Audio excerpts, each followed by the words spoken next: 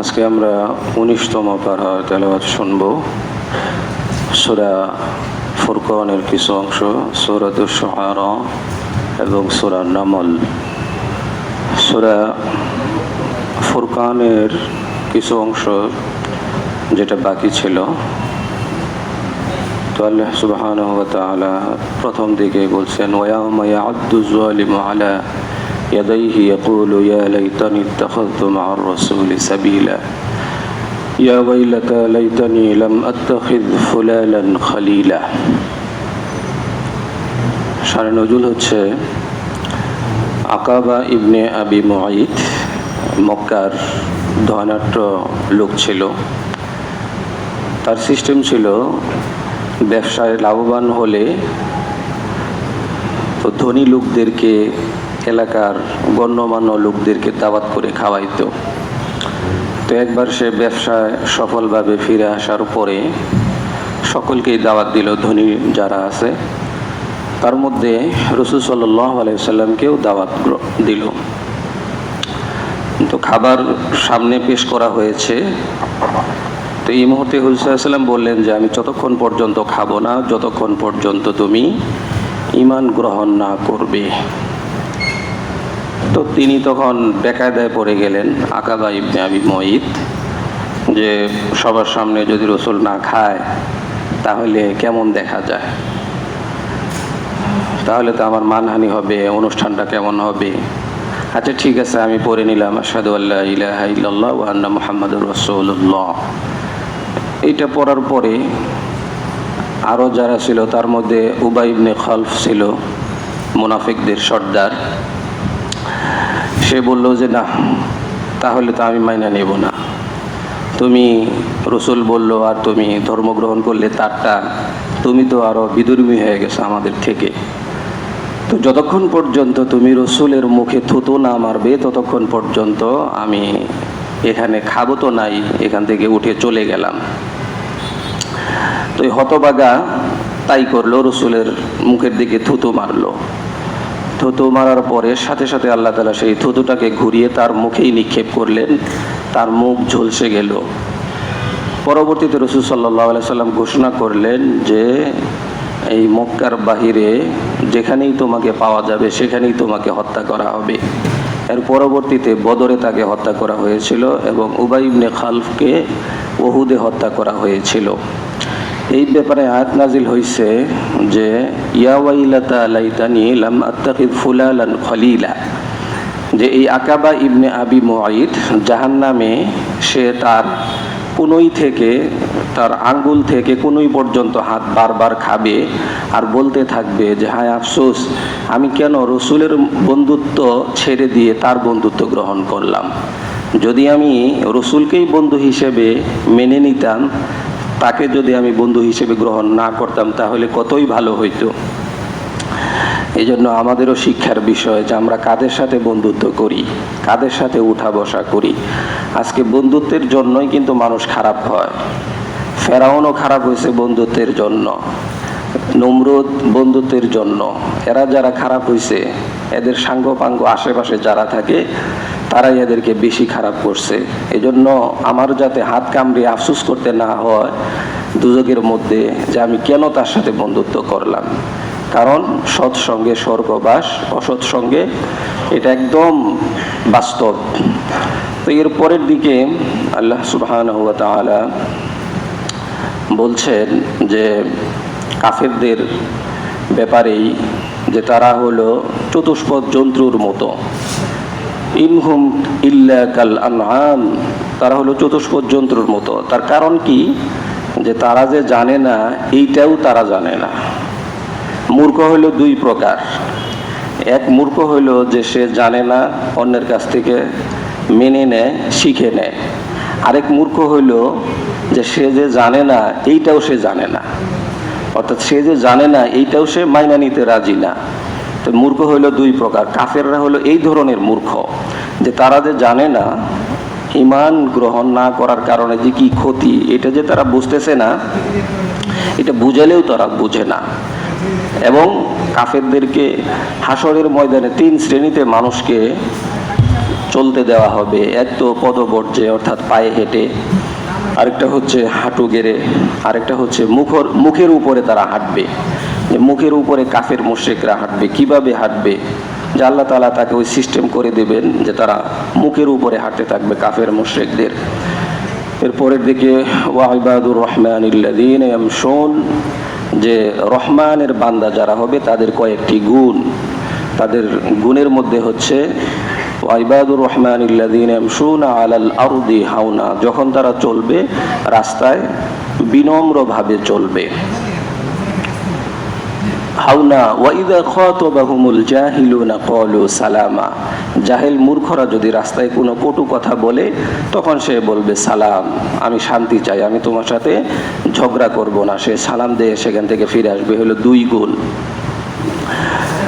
ওয়া ইবাদুর রহমানিল্লাযীনা ইয়ামশুনা আলাল আরদি হাওনা ওয়া ইযা খাতাবাহুমুল জাহিলুনা ক্বালু সালামা ওয়াল্লাযীনা ইয়াবিতুনা লিরাব্বিহিম সুজদাও ওয়া কিয়ামা, এবং তারা নামাজ এবং কিয়াম এবং সেজদার মধ্যে থাকবে। এটাও সুন্দর বান্দা, সঠিক বান্দার অন্যতম একটা গুণ। এরপরে হাওনা ওয়া ইযা খাতাবাহুমুল জাহিলুনা ক্বালু সালামা ওয়াল্লাযীনা ইয়াবিতুনা লিরাব্বিহিম সুজদাও ওয়া কিয়ামা ওয়াল্লাযীনা ইয়াকুলুনা রব্বানা ইসরিফ আন্না আযাবা জাহান্নাম, যে তারা জাহান্নাম থেকে মুক্তি চাবে। ইন্না আযাবাহা কানা গরামা ইন্নাহা সাআত মুস্তাকাররা ওয়া মুকামা ওয়াল্লাযীনা ইযা আনফাকু। এরপরে যখন তারা আল্লাহর রাস্তায় খরচ করবে তখন তারা কৃপণতা করবে না, আবার এখানে বেশিও খরচ করবে না, অর্থাৎ খরচের মধ্যে একটা লিমিট রাখবে। এরপরে ওয়াল্লাযীনা লা ইয়াদউনা মা'আল্লাহ, আল্লাহর সাথে কাউকে শরীক করবে না। ওয়ালা ইয়াকতুলুনা আন-নাফসাল্লাতী, এবং কাউকে অহেতুক হত্যা করবে না। ওয়ালা ইয়াকতুলুনা আন-নাফসাল্লাতী হারামাল্লাহ ইল্লা বিল হাক্কি ওয়ালা ইয়াজনুন, এবং জিনায় তারা শরীক হবে না, জিনা করবে না। এই সমস্ত গুণ যেগুলি, এটা হলো রহমানের বান্দার, অর্থাৎ ভালো বান্দা যারা হবে তাদের এই সমস্ত গুণ থাকতে হবে। এর পরের দিকে ইল্লা মান তাবা ওয়া আমানা ওয়া আমিলা সালিহান ফাউলাইকা ইউবাদদিলুল্লাহু সাইয়্যাতিহিম হাসানাত, যে তওবার কথা বলা হয়েছে যে তোমরা সঠিকভাবে তওবা করো, একদম নিরঙ্কুশভাবে তোমরা তওবা করো, একনিষ্ঠতার সাথে তওবা করো। তওবা করলে কি করবেন আল্লাহ তাআলা? ইউবাদদিলুল্লাহু সাইয়্যাতিহিম হাসানাত, তাদের গুনাহগুলিকে নেকির দ্বারা পরিবর্তন করে দিবেন। হাদিসের মধ্যে আসছে যে বান্দাকে বলা হবে যে বান্দা এই সমস্ত গুনাহ তুমি করছো, সে বলবে না আল্লাহ আমি এগুলি তো করি নাই।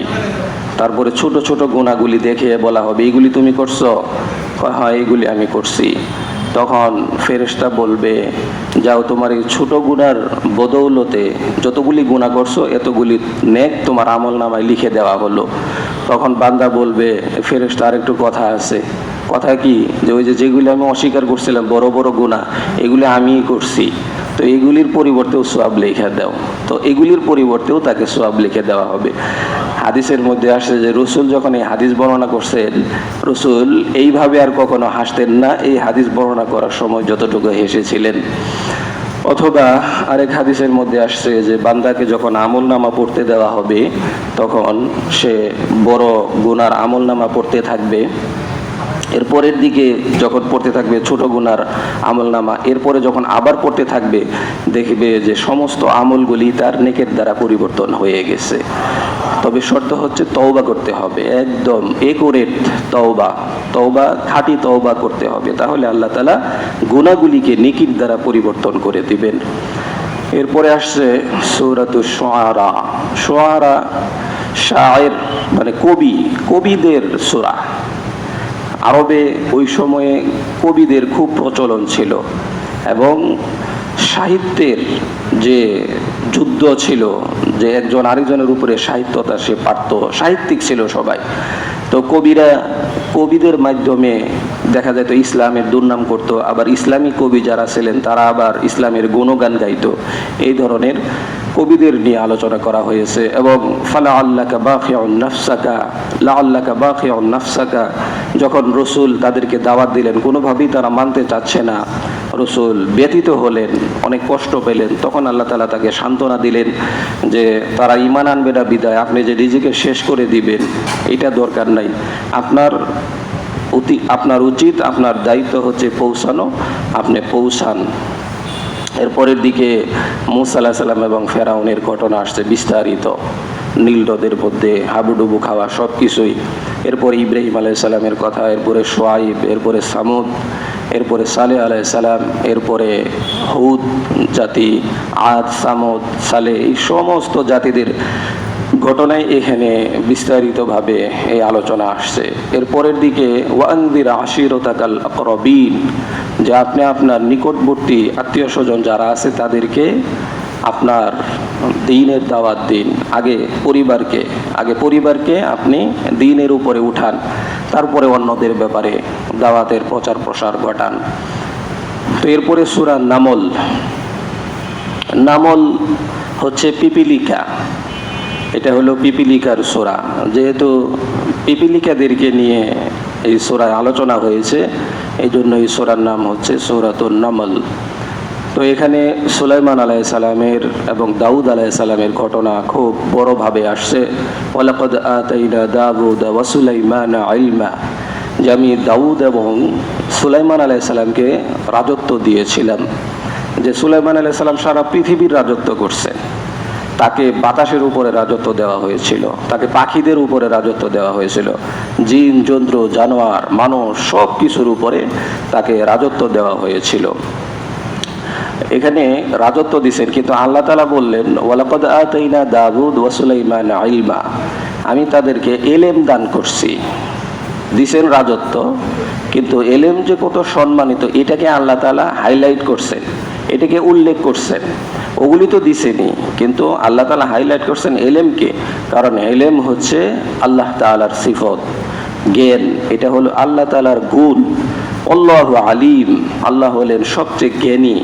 সেই জ্ঞানের সিফত সুলাইমান এবং দাউদ আলাইহিস সালামকে দিয়েছেন, সেটাই বলছেন। এজন্য এলেমের ফজিলত, যার মধ্যে ইলম আছে, যে আলেম তার ফজিলত, রাসূল বলছেন ফাদলুল আলিমি আলাল আবিদি কাফদলি আলা আদনাকুম, যে একজন সাধারণ মানুষের উপরে আমি নবীর মর্তবা যত বেশি, যত উঁচু, এমনিভাবে তোমাদের সাধারণ মানুষের উপরে আলেমের মর্তবা তত বেশি। এজন্য আলেমদেরকে সম্মান করতে হবে, আলেমদেরকে সম্মান করতে হবে, এটা রাসূল বলছেন, আল্লাহ বলছেন। এই জন্য আমার আপনার কথায় না, আমার আপনার খেয়াল খুশি মতও না।